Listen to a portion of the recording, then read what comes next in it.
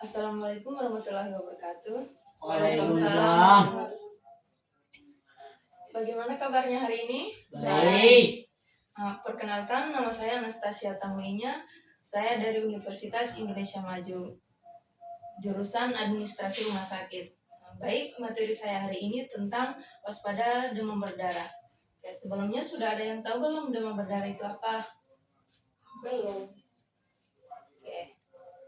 Jadi demam berdarah itu adalah DBD, penyakit yang ditularkan oleh gigitan nyamuk bernama Aedes aegypti. Penyakit ini masih menjadi salah satu isu kesehatan yang di masyarakat di Indonesia, dan tingkat penyebarannya di Indonesia termasuk tertinggi antara negara-negara Asia Tenggara.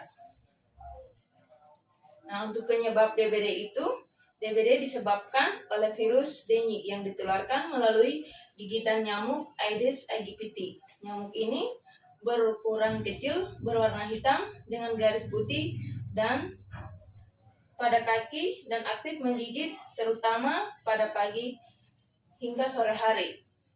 Mereka lebih sering ditemukan di dalam rumah yang gelap dan sejuk. Selanjutnya ada gejala DBD. Yang pertama itu demam tinggi mendadak seringkali lebih dari 39 derajat Celcius yang berlangsung beberapa hari. Nyeri kepala berat terutama di bagian depan kepala. Nyeri belakang mata yang sering kali sangat mengganggu. Nah, yang kedua ada nyeri otot dan sendi yang sering disebut sebagai demam tulang pecah-pecah. Ruam kulit yang muncul beberapa hari setelah demam bisa berupa bintik merah atau bercak-bercak, mual dan muntah. Yang ketiga ada kelelahan dan lemas, pendarahan ringan seperti pendarahan gusi atau mimisan, penyusutan, nafsu makan, dan sakit perut. Nah, untuk diagnosisnya itu demam berdarah melibatkan pemeriksaan fisik dan pemeriksaan laboratorium. Pemeriksaan fisik bertujuan untuk mengidentifikasi tanda-tanda klinis seperti demam tinggi dan adanya kebocoran plasma, serta melakukan tes tourniquet untuk melihat adanya patchy, yaitu bintik merah kecil pada kulit. Pemeriksaan darah dilakukan untuk memeriksa jumlah sel darah putih, sel darah merah, serta untuk mendeteksi antigen virus dengue dan antibiotik terhadap virus dengue. Pemeriksaan ini membantu memastikan diagnosis dan meningkatkan tingkat keparahan penyakit.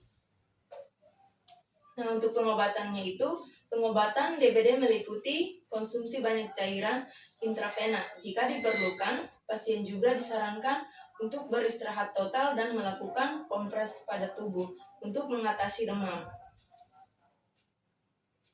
Nah, untuk pencegahannya ini, untuk mencegah DBD penting untuk menghilangkan tempat berkembang biaknya nyamuk dengan menutup atau menguras wadah penampung air.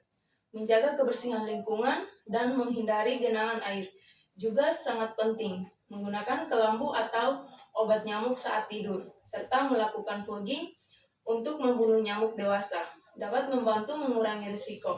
Selain itu, meningkatkan kesadaran masyarakat tentang pentingnya pemberantasan sarang nyamuk yang juga sangat diperlukan. Seperti yang dilihat ini ya, ini ada sosialisasi, kelambu anti nyamuk, fogging, dan perkembangbiakan nyamuk.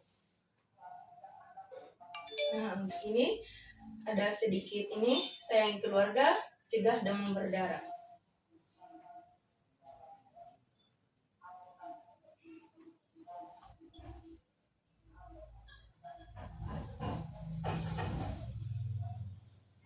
Nah, sampai saat ini DBD masih menjadi masalah kesehatan bagi masyarakat dan menimbulkan dampak sosial maupun ekonomi. Kerugian sosial yang terjadi antara lain menimbulkan kepanikan dalam keluarga, kematian anggota keluarga, dan berkurangnya usia harapan hidup.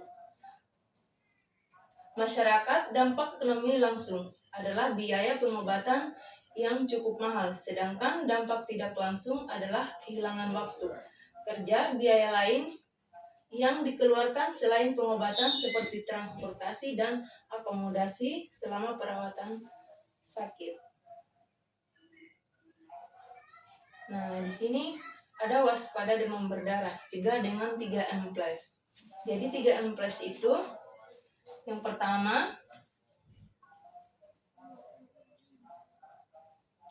itu di sini memelihara ikan pemakan jentik nyamuk menggunakan obat anti nyamuk.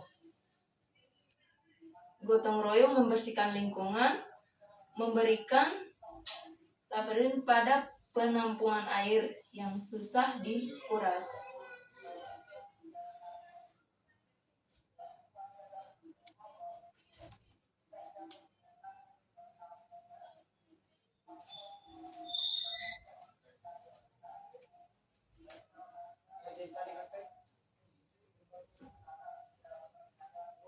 Nah, terima kasih untuk sekian dari penyampaian materi saya. Terima kasih.